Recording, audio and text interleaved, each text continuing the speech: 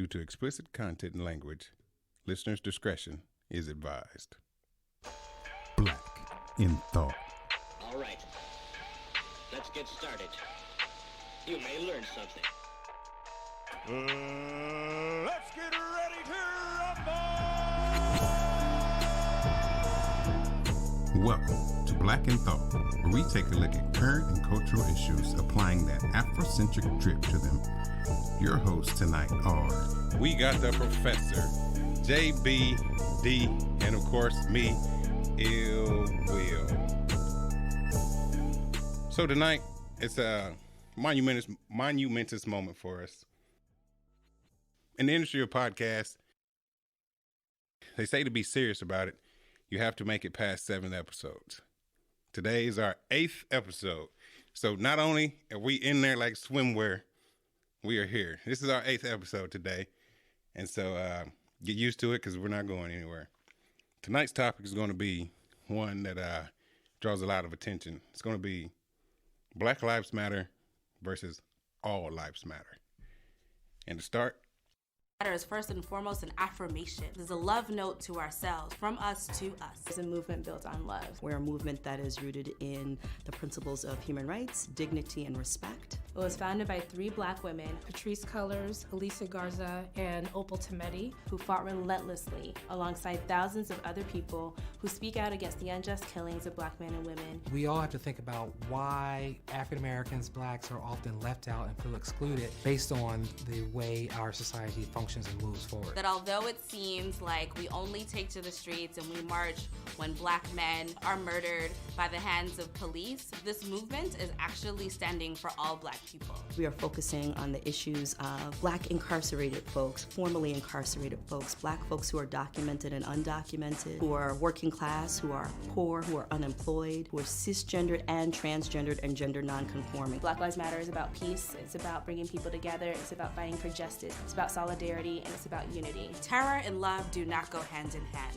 And unequivocally, without a doubt, Black Lives Matter is a group of people that love each other and love even those who are not engaged in the movement. And so terror has no place among us. America needs to know that the time is now for a change. These are systems that are executing objectives and people, and that can't continue. Protesting and speaking out is one of the most American things you can do. Pro-Black isn't synonymous with anti-white or anti-cop. And if it hadn't been for the voices of those who dared to go against the grain, those who dared to be the difference, we may not be where we are today. Silence is complicity, and refusing to speak up, write about, or protest against the despicable treatment of Black lives in America essentially shows that you're on the side of the oppressor. Why does society dictate that my life matters less than yours? If I could tell the All Lives Matter crowd one thing, I would say to check your arguments. Really educate yourself about what Black Lives Matter means. Do your research on housing segregation,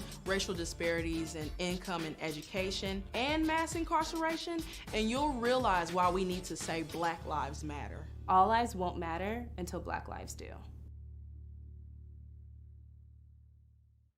and with that, I feel there's just a lot of misconceptions of what Black Lives Matter is. For most, it's, and I'm just put it straightforward. I mean, for most white individuals, it's a racist term. It's put out there like it's black supremacy over, you know, any other race. It's just meaning. It's just that we understand all lives matter, but for all lives to matter, you have to give a damn about Black lives within that. And it's just too many times so often that, you know, you see these unjust killings and things like that, and there's either little to no justice with some of them, with a lot of them. And it's like we're supposed to be complacent and complicit with the outcomes from those. And it's like, where is the outrage? Where is from everybody else? If all lives matter, you know, during these situations, why aren't the all lives matter people upset when this Black life seems like it didn't matter. Yeah, I think one thing that came to my mind was the whole BET comment people used to have. It's like, well, what about white entertainment television? You got black entertainment television. And it's not that, people would say every television station is white entertainment television. But, it just brings to the point that there's nothing wrong with highlighting or drawing some attention to where a group of people are not being heard, or not being justly treated. So to bring that to light, I know some people use the example like, if a house is on fire, the fire trucks, they need to check out all these other houses first before the one that gets to the house on fire. No, the ones on fire needs the attention. Yes. Not all these other houses. This one needs the attention right now because it's on fire. So, yes, we understand that all these other houses need to be safe and shouldn't be burned down, but let's take care of this one right now in this present time. So, I think it's a major deflection with the All Lives Matter response, particularly, especially when they talk about, same with Blue Lives Matter. I think that's another deflection response to it, because that didn't come up until the Black Lives Matter started. But the All Lives Matter group never says anything when somebody mentions Blue Lives Matter. They don't say, no. You're right. Remember, it's All Lives Matter. They never say that. So you have to question, okay, what is really your focus? Why are you bringing this to the attention? And I think a lot of it has to do, again, it's the uncomfortable piece. People don't want to talk about race issues. They want to stay away from it.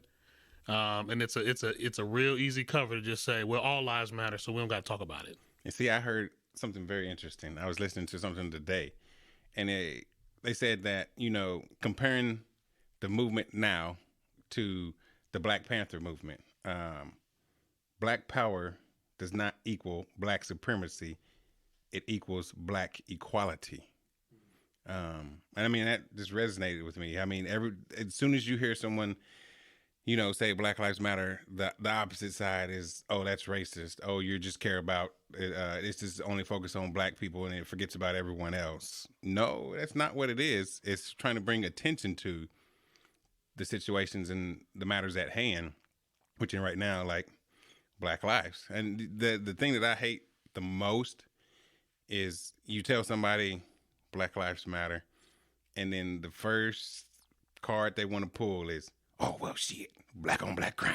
Right, black on black crime. And, that to me is, crime is crime. It's done by criminals. So,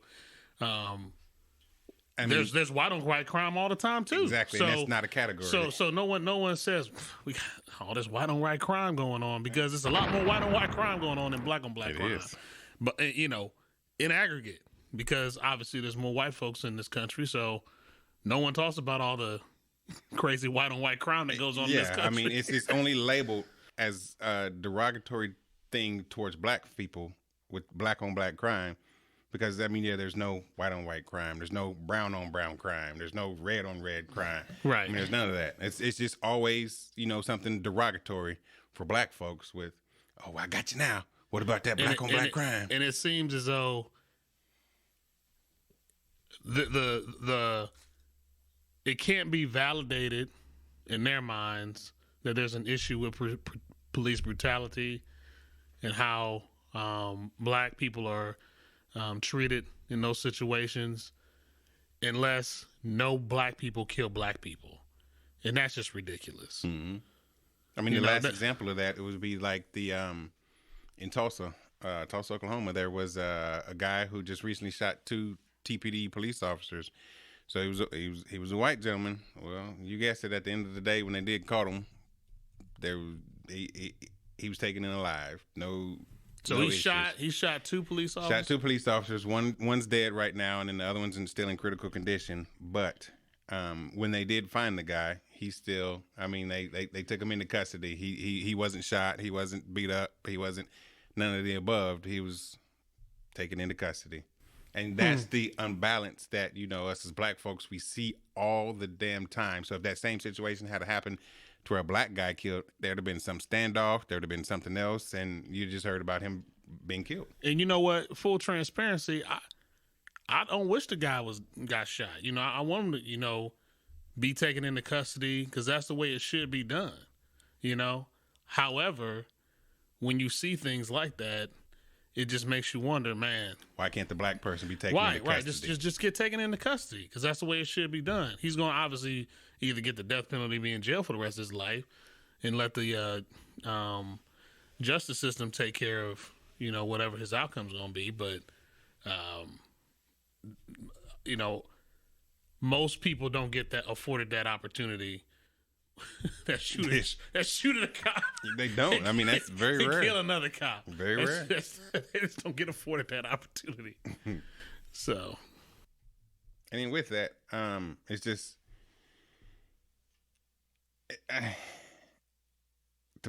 the whole perception of it. I mean, with it, it's never been said that it's only black lives that matter or black lives matter more. Yeah, they matter more. It's just that they matter as well.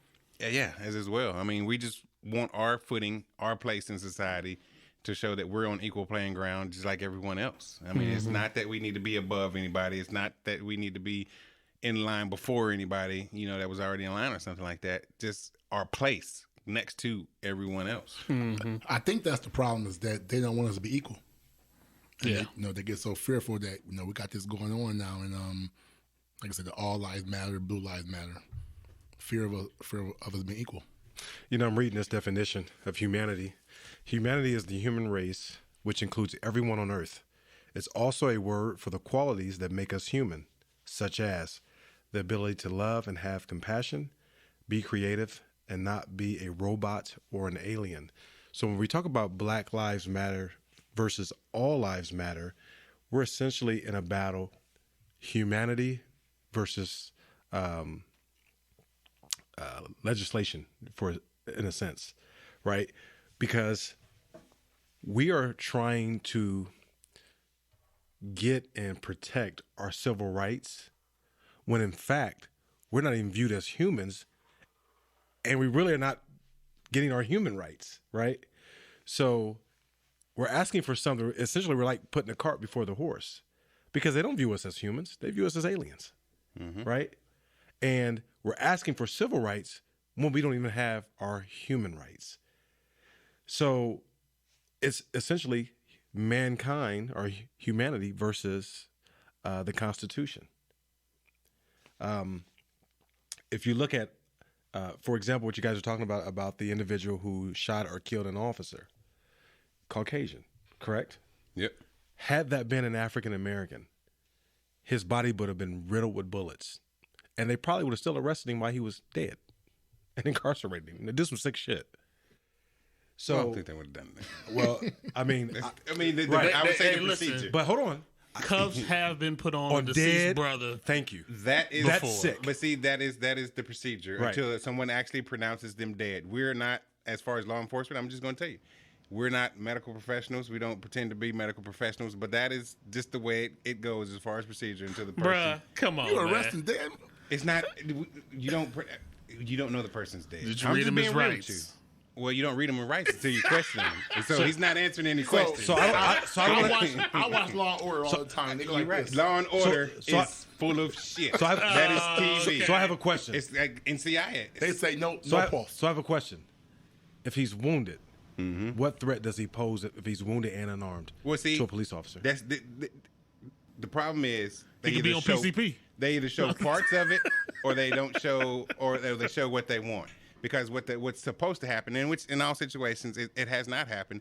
But okay, you're supposed to still handcuff the individual and still perform life-saving measures. That's what's supposed to happen. It's not supposed to be, I put handcuffs on this individual and then we stand here and watch him die or watch him as a dead person lay there.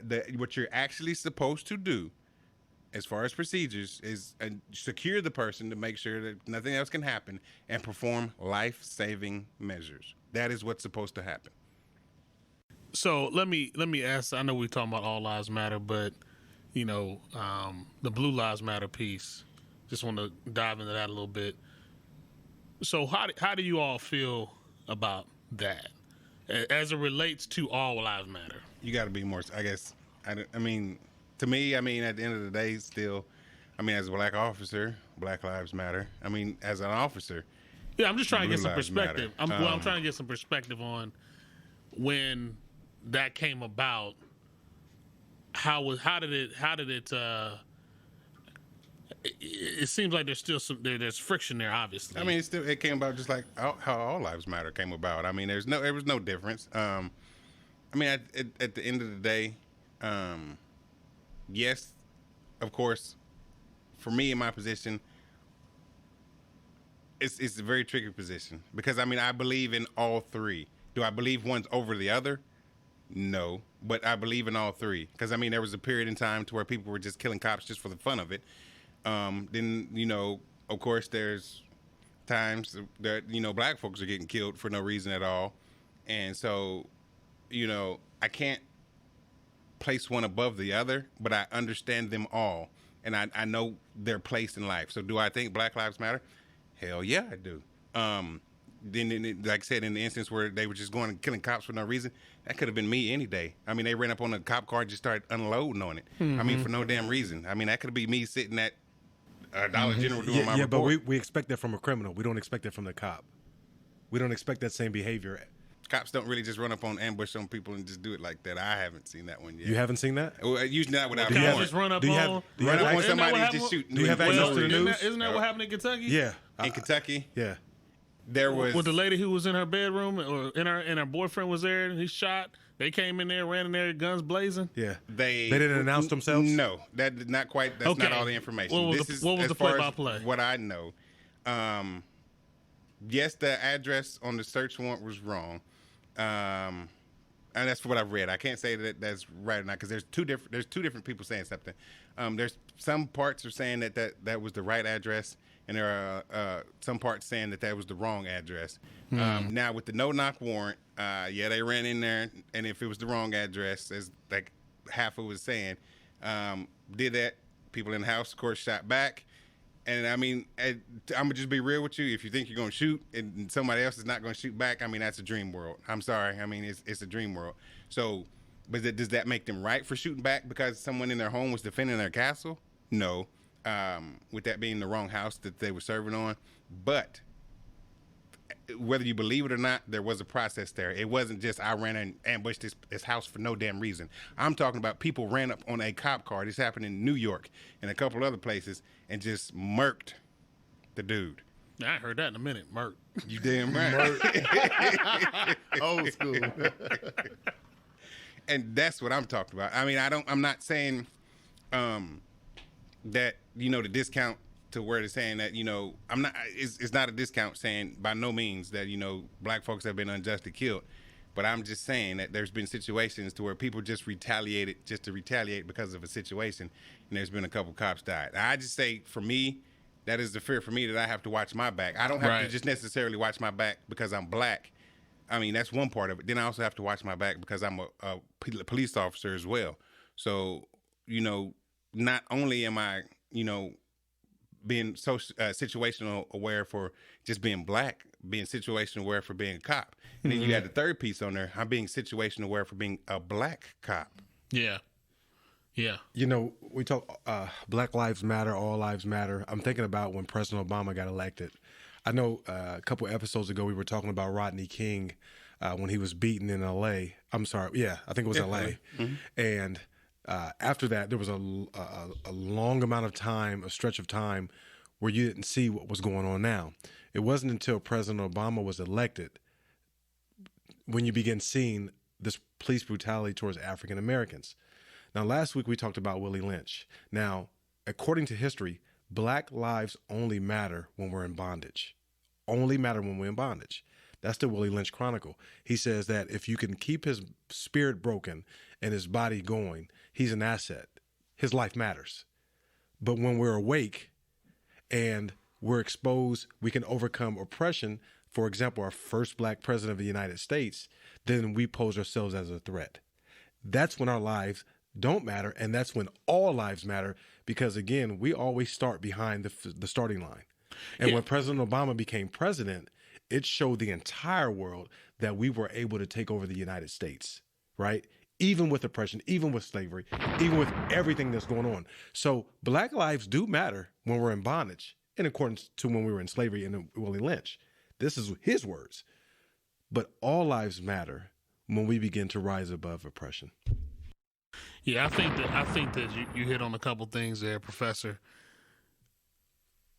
It's not a coincidence that a lot of the racial tension in the country has become a little bit more agitated than it has been in a few decades because of the election of Barack Obama. And in response to that, the election of Trump. So those dynamics that are going on have definitely ignited some more friction in race relations in the country. And I think that this is in response to that by some people who feel some type of way about where their place is in the country somehow is being taken away from them. And that's what I keep preaching on about this uncomfortable piece, is that it's uneasy because what traditionally their footing has been in the country is starting to shift and move, and they're not, and it's unsettling to them. You know, it essentially debunked the myth of the perception that the white community puts out there about us. A black man, a black woman, a black family, highly educated, law-abiding citizens, successful, right? That's a threat to the United States, right? So again, after his election, it wasn't until after his election you begin seeing this. So when the myth is debunked and they say, wait a minute, African Americans and blacks do have the potential to become president. And that means if they do have the potential to be the leader of the free world, they have the potential to rule it, right? So great point, JB. You get Trump in office, a totally different dynamic. Now we got to put the brakes on this. Right. Because it threatens our way of life, which is the all lives matter. Right. But until then, before then, when the black lives mattered, it was all about us being in bondage. So great point about that. You're right. Two different dynamics. I mean, it's true. I mean, you know, all lives didn't matter until Black Lives Matter came about. And then with that, it's like both of you said, JB and D, I mean, it's deflecting. Yeah, it's a total deflection game. I mean, it's just like, just like the deflection, just like black crime. I mean, because, it pisses me off every time I hear this, like, oh, got you now, motherfucker, black crime. Right. I mean, like they're pulling out their back pocket, like, got you now, motherfucker. So check this out. I don't know if you guys noticed this, but the entire time President Obama was elected, or he was president, first, where's he from? Chicago. How often did you see Chicago crime being reported nationally? Oh, it went down when he was president. It's being reported wise. This is where he's from. It was reported over California, and California is much larger. New York's much larger than Chicago. Yeah. Now, no doubt. Reported no doubt frequently that Chicago has some issues, but every other inner city has issues, and it's not just because of people being black. It's an economic Master deal. P said, "Your ghetto ain't no harder than mine." That's true. It's an economic deal, and they don't tell you about the cartels in California that are murdering up everything in South Texas too, and Texas murdering up everything in Southern California. Right. They don't tell you about that, right? And those murders, yeah, and those murders far exceed the ones in Chicago. Yeah. So it's.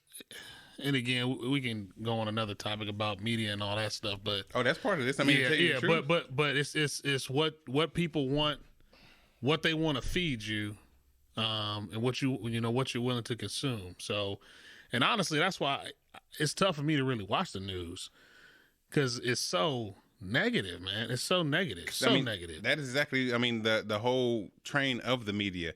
I mean, instead of showing you any of the positive things about what's been going on within the protests and things like that, any of the good works that, the foundation and the organization has been putting forth and all the resources that they've been putting into the community, they want to show you when some looting happens, oh, this is Black Lives Matter who's tearing up this shit. When that's just some rogue dude doing some dumb shit on his own, and a lot of times, and we can get into it, later on about the movement and how in the the makeup of the group and everything else, but it's particularly troubling when I forgot what I was going to say. One thing that I guess I reflect back on, and it popped in my mind. I don't know why it popped now, but I mean, it still kind of relates. When we was talking about the Karens, we missed the ultimate Karen within this the Emmett Till incident. Yeah, that's true. That was the ultimate. And back then, of course, Black lives didn't mean anything back then. I mean, just to say to kill that young man over what they thought happened, but it's just that the I got it back. Don't need. Go ahead. Yeah. I remember what I was gonna say. So we're talking about the news and what's reported, and it ties what you were saying about with the black on black crime. The people who say that really don't know what's going on in communities that are experiencing a lot of violence. They don't know how the community's reacting to that, how they're pulling together, how they're trying to reach out, stop violence, have community gatherings, community activism in that regard to stop the violence, get the drugs off the street. All those things go on, but that's not on the news side. It's not. They want to show you all the gloom and doom. They'll show you somebody getting killed, but they don't show you the response to that murder in that community and what people are doing after that in response to it. So I wish that when people would say, well, what about black on black crime? It's like, you know what? You're right. Here's what these people are doing. Did you look at this? Not that we should be forced to educate or take that burden on in that argument, but it would be good if that would be something that they would dig into, but they really don't want to. It's not newsworthy enough for me. It's not going to garner ratings. It's not going to get people to come in. When you show people the actual facts of what's going on, the people who are against the actual facts, I mean, they're not going to want to pay attention to that. I mean, because if you actually truly put up the numbers, I mean, black on black crime versus just to say white on white crime, because you have way more completely white areas to where they're committing crimes against each other and stuff like that. That, I mean, it's never going to get reported. To me, I mean, that is just the worst thing that they ever came up with was black on black crime. I mean, if you weren't going to have, if you weren't going to categorize everyone else, why only put us in the negative light by creating black on black? It goes back to what the professor was talking about on well, I guess it's just been your platform, brother, but the fear, stoking fear into the minds of white America about what black people do. They're violent individuals. They had this black on black crime. They're drug addicts. So you need to keep them away from your neighborhoods. Keep them out because they're killing each other. When the reality is, there's more white people killing white folks every day.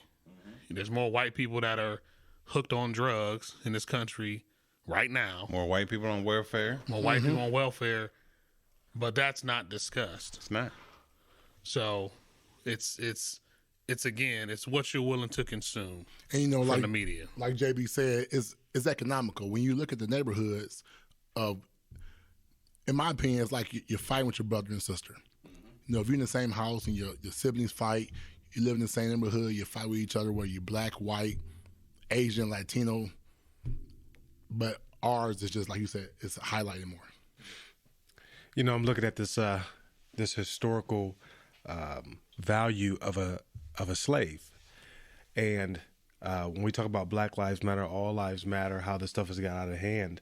The value of a slave back in 1860 was approximately $40,000. Now, of course, back then he cost about $1,200 to $1,100, but that particular slave being sold at $1,100 or $1,200 made his master $40,000 or $50,000 in a short amount of time picking cotton, right? So again, The slave couldn't read. He wasn't educated. He was displaced. He had nowhere to go. He had to do it. So now we're educated. We have options. We have businesses. Truly, we can be independent of the government if we really, really wanted to. We can vote. So we have a lot more power. We have a lot more authority or power than we had before. So it's more important now to knock us off rather than to keep us than it was before, because we have a lot more options. We're a lot more educated. And if they don't keep us in line, guess what? Like we're doing now, we're talking about all these black businesses on Facebook and on the internet. If we pull our resources together, we can destroy the American economy without China having to do it. I mean, I don't know if you know, most of you knew, July 1st through the 7th was Blackout Week. So what that was, you know, I have mixed emotions about what some people were saying to do. Some people were saying don't spend any money at all if you can, but then, you know, other people were saying make sure that you spend, you know, if you spend money, spend it with the black dollar. In which, you know, spending it with the black dollar, I prefer to do that than not to spend anything at all. But it just showed like how the Dow Jones average went down that week because people weren't spending with these big publicly traded companies. And so, you know, you're spending with all these local black businesses and things like that. Of course, that aren't publicly traded and things like that. I mean, the Dow took a hit that week because people weren't spending at these big box places. So you made mention of how the Dow dipped, right? Mm-hmm.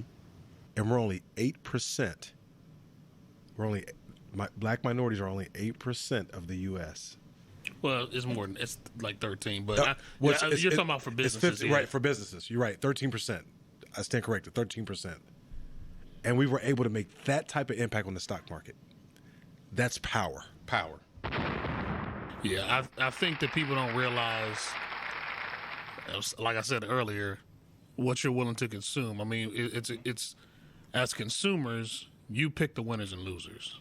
You know, I don't advocate that you should hold on to your money, but I think that use money, it's a tool for you, and you can also make a statement with your money too, because you can pick and choose who you want to do business with.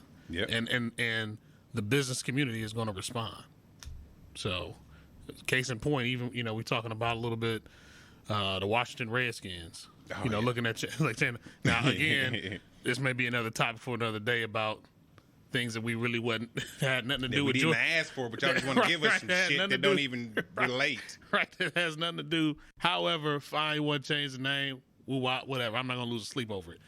But the response to that from the minority owners of the team, FedEx, you know, and its partnership with the team, you know, Nike, you know, not selling anything that had Redskins on it. So all these people, in response to that, money talks. It does. So no shit walks. So now all of a sudden, because the money got hit, you know, just like you said, you know, and we going back to some of our previous episode, what was that with the protesting versus rioting? The third one is money. Okay, just place these motherfuckers money and they get mad. Right. So you talk about protesting, yeah, rioting, yeah. Fuck with the money, things gonna change. Okay, that's the quickest way to change. Money. In the pocket, man. Right. So, but yeah, that was interesting to see about the Dow. Yeah, I mean, it was just it amazed me how much it went down. I mean, just during that week for Blackout Week. I mean, that just shows you the buying power of the black person. I mean, from Black Wall Street, I mean, it showed, you know, how we can thrive and we can control things, we can run things and stuff like that. But unfortunately, they don't want us to, so then they do shit like that to, you know, eradicate that stuff. And you know what's funny when you talk about Black Wall Street? It's not as though people who started Black Wall Street, or even people that have black businesses, don't want to be part of the larger market, or they want to be engaged in the market at large. They were just being pushed out. Yeah. So, I mean, it was a response of being pushed out. It wasn't that they just said, you know what, we just going to do our own thing, boom, boom, y'all do you. No, it was, y'all going to do your own thing, y'all stay in your place, over here, away. So, it's not that black, and this is kind of ties to the whole Black Lives Matter. No one's saying that black lives are superior. No one. Mm-mm. No one's saying that. But they just matter just as much as everyone else. On that line of equality. And until the humanity piece that you talk about, Professor, is realized, it's always going to be an issue. There's always going to be a rub there until society has that humanity aspect of black lives. Well, I agree with what JB is saying to an extent. However, I do believe that the African American race is superior, because I wouldn't say that, dude. No other race has encountered what we've encountered, but yet overcome what we've overcome. So we're I wouldn't say we're superior. We're tougher. I wouldn't say you're superior. It's the same breath as when it's because of it's what you've been put through. So I'll equate it to sports. The kids that come from tough situations and they look at sports as the only way out.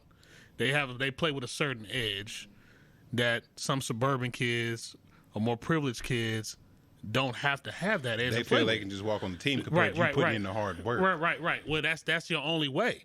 So it's not to say that they're superior athletes to the kids that are have more privilege and however, they've been put in a situation where they had to been put in the pressure cooker to respond. So like how you say, Professor, we put in the motherfucking work. When we put our mind to whatever we want to do, we take that shit to 100, from 0 to 100. It's natural, real quick. Just like the movie Trading Places with Dan Aykroyd. Yeah, man, that was a great movie. That was a perfect example when the guy said Mortimer, they were brothers. He said this guy comes from Yale. He was groomed to be successful. Right. The guy said, he said, well, this guy has a natural ability. He doesn't. He's instinctive. No. It doesn't matter what you put him in, he will succeed. They bet $1 on that man's life. Yep. Guess what? They took his credit cards away, Dan Aykroyd. They took his luxuries away. Took his butler. He started popping pills and drinking. Right. He was ready to smoke crack. Right. Living with a prostitute. Guess what? Eddie Murphy said, you know what? Whores. He said, wait a minute. He looked at the books. He said, so all I got to do is sell orange juice and pigs. Right. He said, wait a minute. He said, hold on. So he looked at the books. He said, okay, we're going to make this move. And he was making them so much money, yet he was not educated. Had no experience. No exposure. Right. And But obviously this movie was a comedy, but it speaks to the point. It spoke very loud. It speaks to the point. So the one brother said, listen, I told you, I will take a person who has instinct over a person who has education and who's been groomed. That does not determine success, right?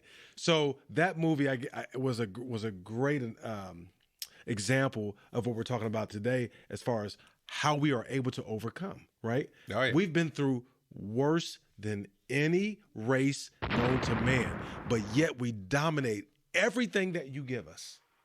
It could be any sport. It could be entertainment. Our comedy is off the hook. In sports, our fashion is, listen. All right. What's my man's name? Who got the contract with Gucci? I can't think of his name. Oh, I know you're talking about the black guy. The brother from Chicago. Yes, I know you're talking. I can't think of his name. I can see his face, but I can't think of his name. Came out. He's coined the yellow color for Gucci, right? And he was doing all that work back in New York during the drug epidemic and the heroin, all that kind of stuff. And he was making the Louis Vuitton shoes and stuff. And they tried to run him up out of New York, so he went to Chicago. And Gucci said, "Listen, we love what you do," because there was a time where Gucci only catered to the white community. Dapper Dan. Right? Dapper Dan took it and put it on steroids. He took it and put it on steroids, right? Gucci. It was because of Dapper Dan, Gucci's stock went up. It wasn't the people in the suburbs that was buying it. It was niggas in the hood. Yeah, it's us. Yeah, buying the Louis Vuitton and the MCM coats, just doing it big. So, like we talked about a couple weeks ago, you give blacks something and we cultivate it. We make it much more than what it's worth, right? Yeah, that's what chitlins and listen, I love chitlins. Right, I love chitlins. I mean, man. I got neck bones for tomorrow. I mean, it makes Hormones. it like, you know, when like with Tommy Hilfiger, you know, when Tommy Hilfiger came out, he said, you know, black folks. Yeah, this not isn't buying for that. for you. Hell This out of that. is not for black. Every people. black person, you know, had Tommy Hilfiger, but I mean, I still got it. And then, you know, he stopped. came out and said what he said. I mean, it drastically. killed him. He went from going to the higher boutique stores to selling at Kohl's. Yep. I mean, you know, Yep, you're right. and that You're right, just shows the power of, you know, the influence that we have on things. I mean, because I mean, at the end of the day, I mean, I this is just my opinion. When we get dressed, we get fucking dressed. I mean, we Sharper than attack. We do, man. And then, hey, y'all niggas be knowing it. Y'all act different, neck gets different shit. You know, Shoulders like this. Shoulders all tight, Chest shit. out. You ain't giving nobody no eye contact. You You know? think you the shit. Who the fuck you looking at? But black folks, man, we just done had it so hard, and we can laugh about it. It's funny how we can just laugh about it. You know, been through some shit and you just laugh about it. We just have a natural resilience, man. And I'm gonna tell you something. There's no other race greater than us.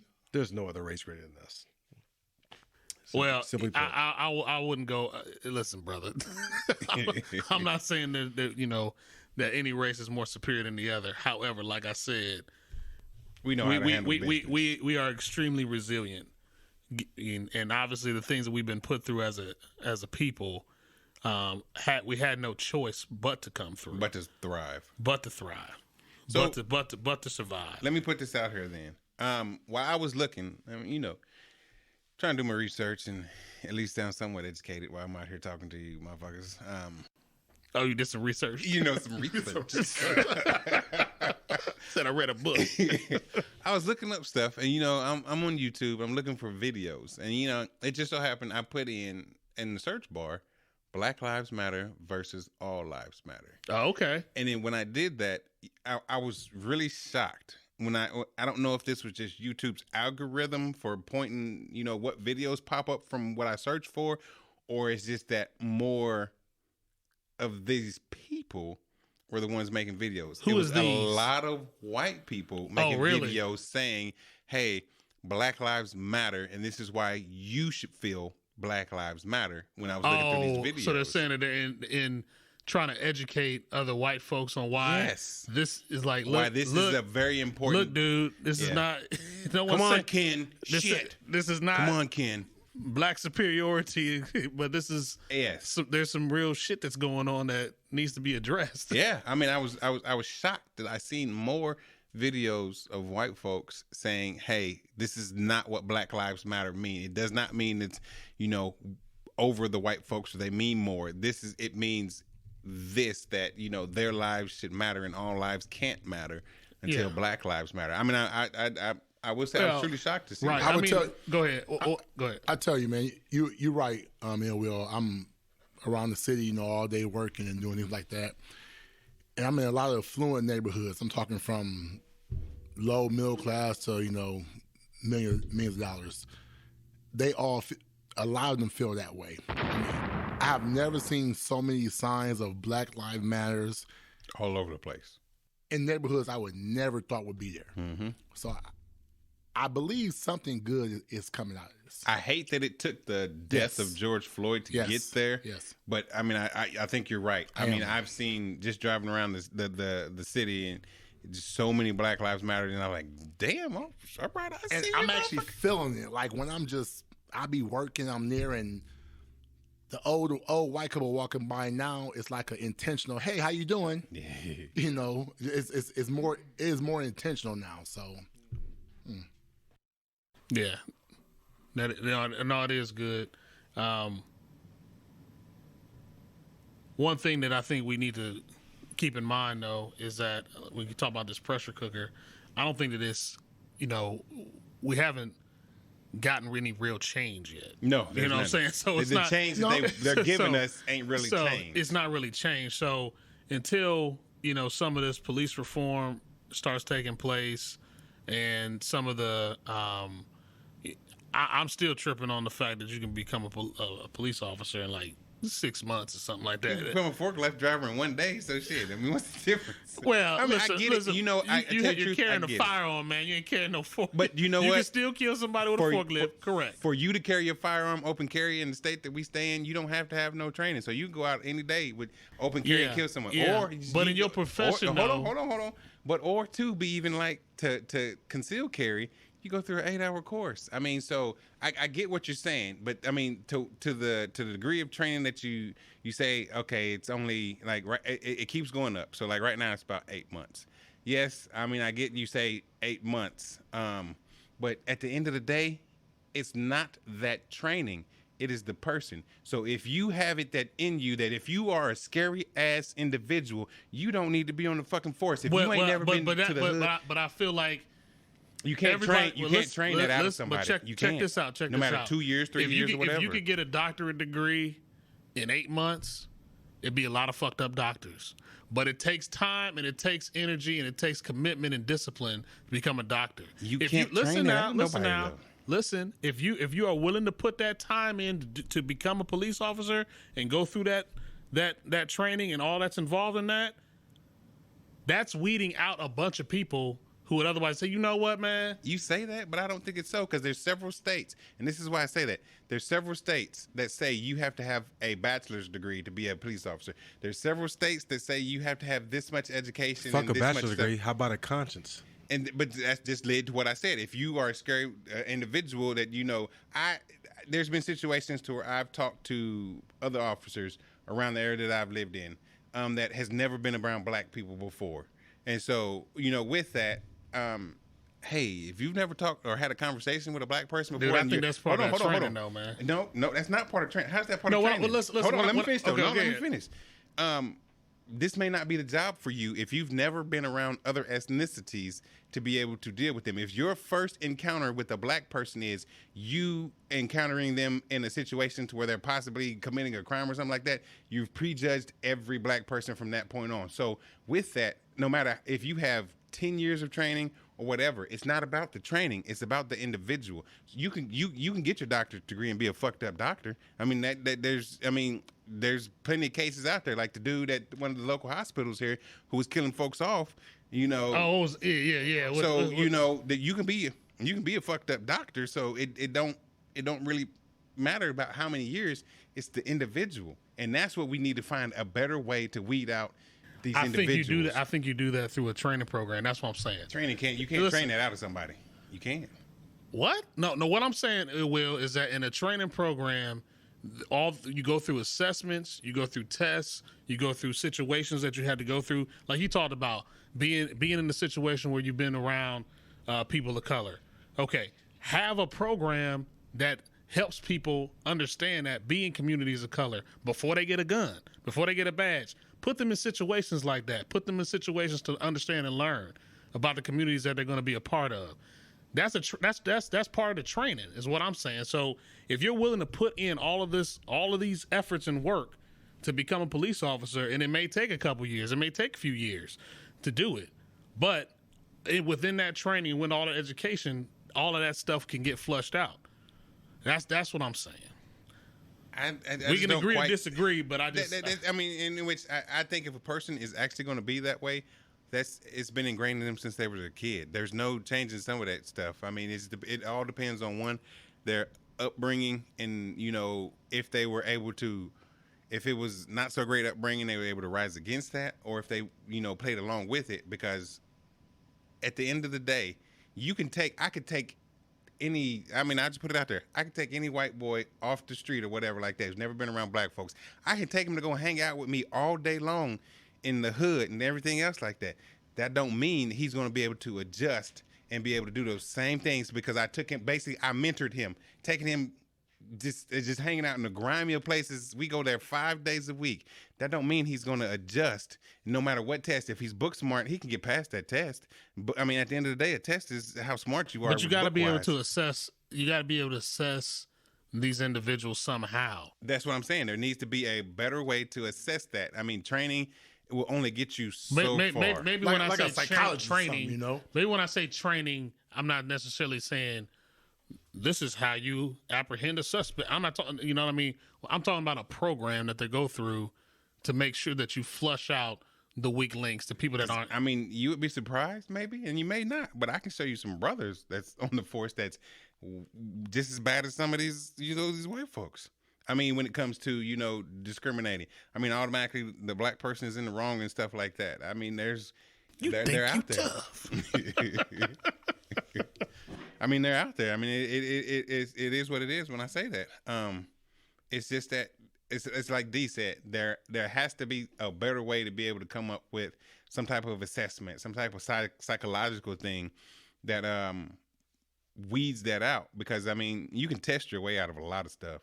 And at the end of the day, it's your character. Your I think we're morals, saying the same ethics. thing to some degree, training, testing, assessments, or whatever. But the bottom line is that there has to be something that these individuals go through to flush all that stuff out. Yeah, I mean, I've seen some scary ass individuals, and I'm telling you, hey, dude, you gotta get the fuck away from me. I can't go in. You ain't getting me killed. It's just not happening. It's just not. You know what? Another point when we're talking about Black Lives Matter versus All Lives Matter, I think that the white man pays close attention to the census, and if you look at the census over the past 30 years, there has been a steep, there has been a spike in interracial relationships. I'm going to go back to 1980. 25% of your interracial relationships were Asian and white. 18% of those were Hispanic and white, and they consider those girls exotic. The white boys like the exotic women. Over the last 30 years, that has shifted to where 20% of interracial relationships. You sound like 50 Cent and Lil Wayne. Exotic. Yeah, exotic. 20% of interracial relationships currently are black and white. The white man knows that he's growing extinct, right? So he sends an indirect message to his white woman by killing off black men to install fear. So it's much greater than just what we see on the surface. The white man knows that he's losing his footing in America. Every day, every moment, every year, every month, if you go out to the malls, you see more and more black and white couples. The white woman has an affection with the black man. With the black man, right? And I'm gonna tell you why. I know why.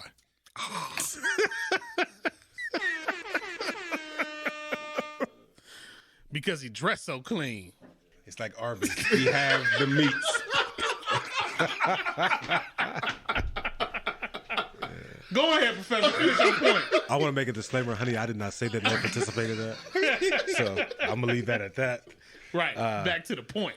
But the thing about the white woman that makes her different than the black woman is that she is partners with the oppressor. So she's able to see firsthand the oppressor oppress, the behind the scenes and stuff. the black man become resilient. And in her mind, she's saying, damn, that's sexy. That's sexy as hell. You've done everything in your power to make this man fail, but yet he still thrives. He still Strong. thrives, right? Still I survive. So Still in I her, thrive. so she understands the nature better than the sister, because the sister sees us, but she doesn't see the oppressor. So when we come home and say, hey, I had a bad day, I'm stressed out, I don't want to hear this. Oh, nigga, there you go again.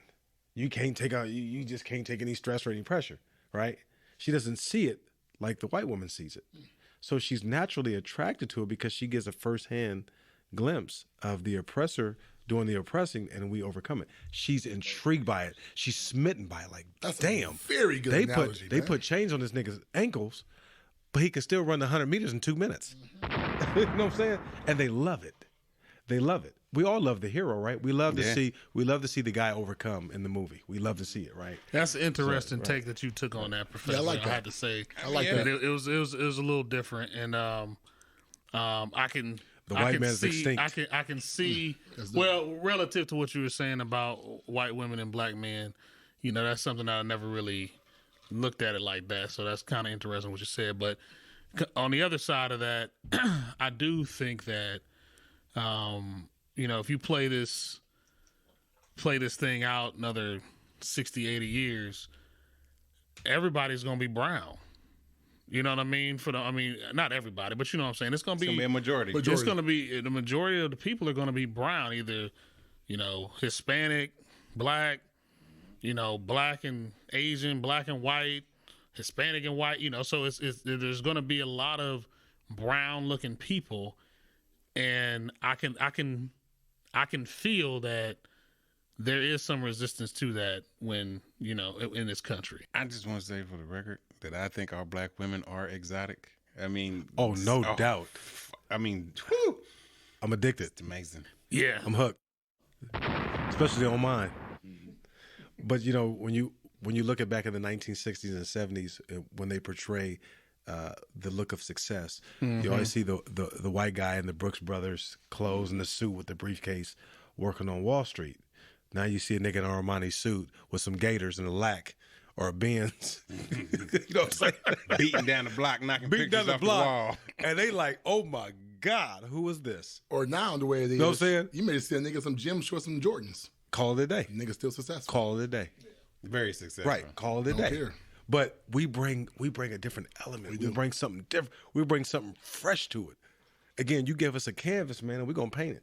We're gonna Dapper Dan it, no matter what it is. We're gonna take it to the next level, and that's what we do. And the white woman, they have this. Here, I'll say this just because it just triggered when you were talking about that about white women and black men. Some of it too, I think, has to do with some rebelliousness with their fathers too. I think that as a natural inclination for kids, children anyway, and especially daughters, from their fathers want to rebel. That's a big time rebellion against their father. So I think that's part of another dynamic of it too. Oh, absolutely. I'm gonna give you some black grandkids. I'm gonna kill your legacy. I have there's a woman who works for me, and she says something that really fucked me up. I mean, no. Who is this again? A woman who works for me. I'm gonna tell you what she. I'm gonna tell you what she said. No. Listen to this. And go ahead, Professor. And I gotta stay on task. I got a straight face with this. Who works for you? She told me this the other night. She said, my father said this to me, that to ensure that you always have a white companion, I'm going to give you a white dog. So if your white companion ever dies, you have a white dog. I was fucking speechless. Damn. What does that even mean? I mean, I'm gonna get you a white dog to go with you. Really? Let it go.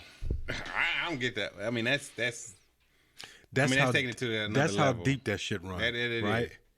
To make sure that you stay within your own.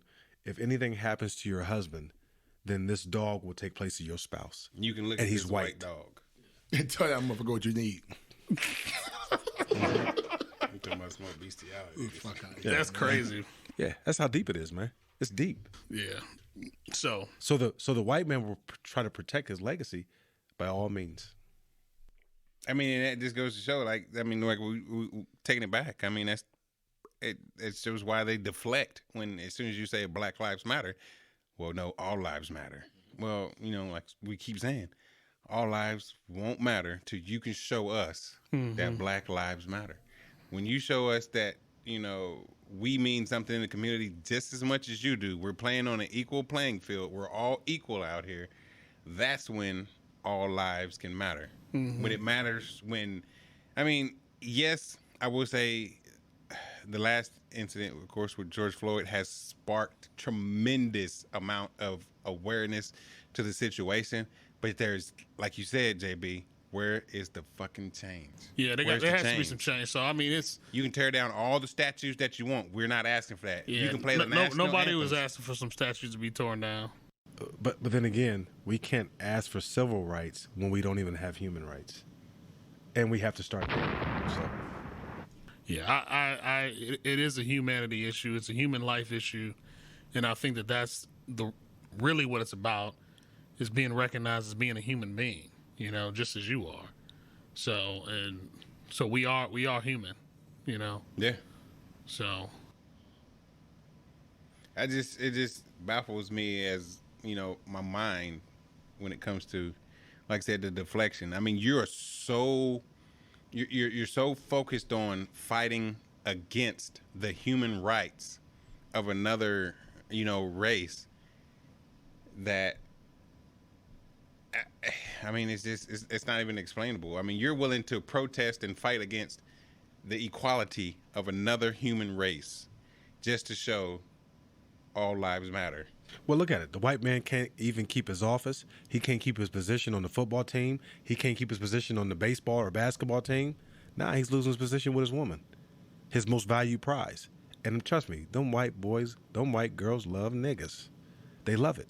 And on that note, to leave you black in thought, when it comes to Black Lives Matter, we are not saying that Black Lives matter more than any other race. We are not saying we are to be put first than anyone else. We are not saying that we are superior. We are saying that we just want to be equal. We want to be on the same playing field as everyone else. We just want to be able to have a shot at everything else as far as this American dream everyone talks about, just the same as everyone else. So to those who say Black Lives Matter is racist, I say to you, how about you dig deep into it? Don't let the media play the ultimate mind game on you and show you that Black Lives Matter is racist.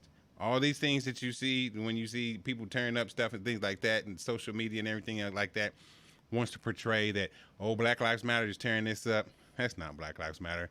That's not what the organization stands for. That is the media trying to put a spin on it.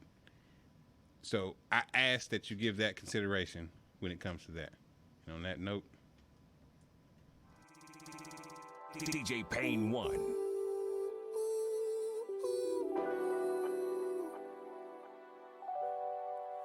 You know I'm flawed, but you love me anyway. A lot of times I'm so wrong, but you love me anyway. Love me anyway. That's why you're my buddy. thank you for listening to this episode, and we want you to come back for more. If you like what you heard, please subscribe wherever you get your podcasts from. We're on all the major networks: Apple, Google, TuneIn, Spotify, and many more. Check out our social media, and please like, follow, and comment on Facebook, Black in Thought, Instagram, Black in Thought Podcast, and Twitter, Black in Thought Podcast. Please subscribe, share, and once again, thank you for listening.